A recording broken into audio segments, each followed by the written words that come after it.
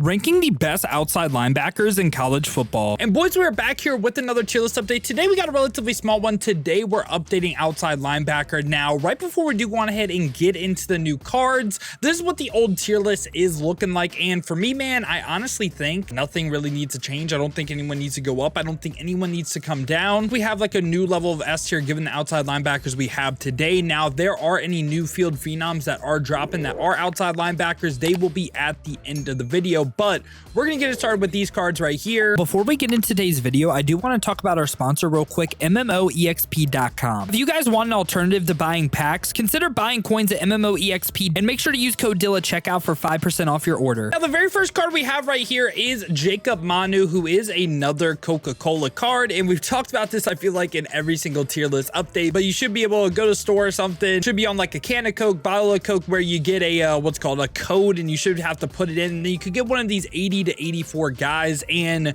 Jacob Manu right here has 72 speed. So already not looking too hot. And as you can see right here, he has no power moves or finesse moves, meaning he's not a pass rusher, obviously, right? And it's not like his other physical stats can make up for the 72 speed. 80 acceleration is okay. The agility and change of direction are really low as well. He does have 81 play rec. And also he's an undersized linebacker as well, 5'11", 225, and has no run defense, no block shed, no impact blocking, and doesn't have any really man or zone either. So my thing is, what can this card even really do on the football field? I mean, like tackling isn't even like crazy. Like it's not even crazy high anymore. For me, this Jacob Manu card has to be in the F tier. And now after that, we get 84 overall Dylan Spencer, and he has a really nice first name, of course, but he's 6'5", 245. Again, a power rusher this time with 80 speed, 85 acceleration. Like you could even say on like linemen in particular, the acceleration may be an even more important rating than speed, because acceleration is going to determine how fast they get up to the top speed, kind of like the get off rating almost, right? And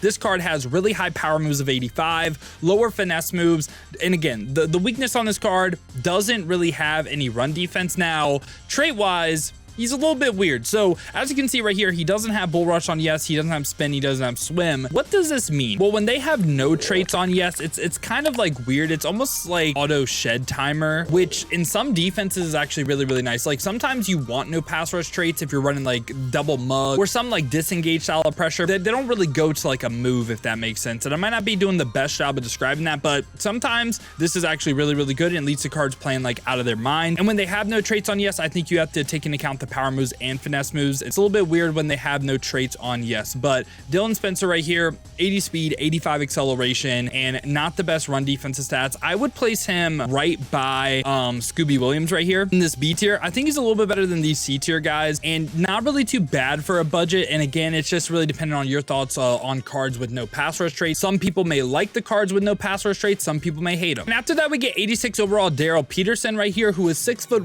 247, has 79 speed, 84 acceleration. And this time, as you can see, doesn't really offer you much as a pass rusher. 77 power moves, 65 finesse moves, and decent run defensive stats, but at the same time as well, offers you like no zone coverage, no man coverage, and trait wise, not really good traits either. Like really, I don't really know what this card does, because again, he's not a pass rusher, he's not a pass coverage player, has decent tackling, but if we look at his 84 overall too, kind of had the same issue. So yeah, Daryl Peterson, I just feel like he doesn't really do anything. Like when tackling is your best rating as a linebacker, it's a little bit rough in my opinion. Just again, no pass rush, no pass coverage. This is going to be a card that is going to be in the F tier for us, and he can go right by his 84 overall. And now right after that, we get Jaylen Sneed as well. Pass coverage arc right here. He has 84 speed, 86 acceleration with 85 agility, 79 change of direction. Now this balance of physical stats really isn't too common for linebackers. Like it's not the greatest in the world, but getting this high of agility, like for the most part, you'll notice linebackers have lower agility and also lower change of direction. This isn't that bad. And also lower play rec 78. He's 6'1", 218. Of course, offers you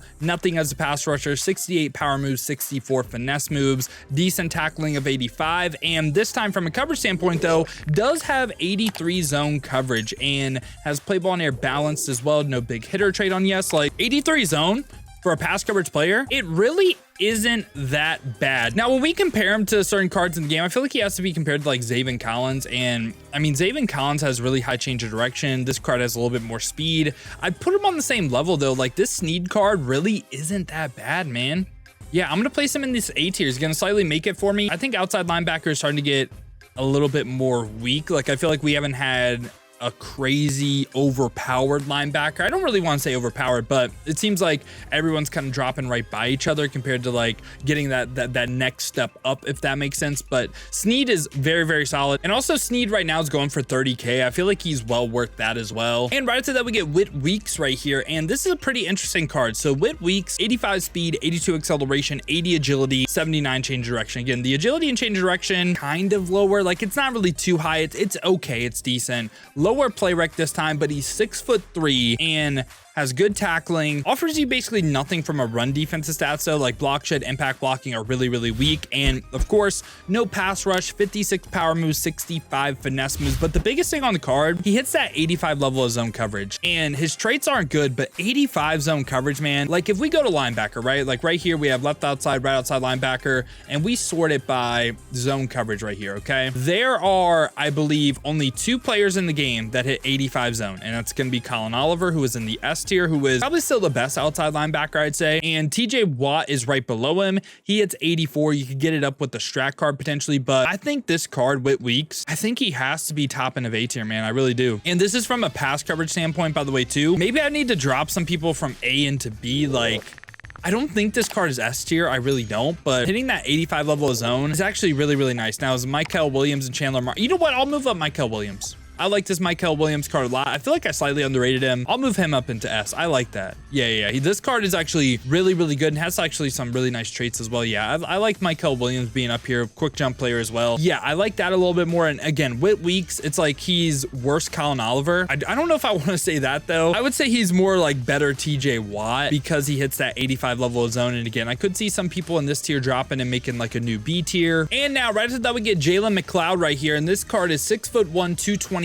speed rusher arc, 84 speed, 85 acceleration, 82 agility, 82 change direction. Actually, pretty decent balance of physical stats. Has really good finesse moves with 88, has 77 power moves with 82 block shed, 75 impact blocking. So decent run defense, but the finesse moves are like the thing, right? Like, that's the thing about the card. He also hits 80 zone coverage. So he is a hybrid player as well. Like, he can drop into a zone and rush the passer. And this time for traits, doesn't really have great ones. Like, he doesn't have the spin or the swim move on yes. Like, I think this card, if he would have had spinner swim on yes, I think he would have been an S tier potential player. This card, kind of tough. I could see him potentially S tier because he has decent balance. Like, I don't hate the card. This S tier of pass rushers is better. So I'm going to lean him more top end of A. And again, I could see him debated S tier. I don't hate it. After that, we get a Mekhi G-Bear right here. I feel like I said the last name wrong. Probably did. My apologies on that. But this card, he is 6'2" with good speed, good acceleration, by the way. Like, this is actually pretty high for a linebacker. Again, lower agility, change of direction, kind of a trend amongst linebackers, and has really high power moves with 89, the lower finesse moves, obviously. And this time, really good tackling with 89, good block shed, decent zone coverage. Like, it's like,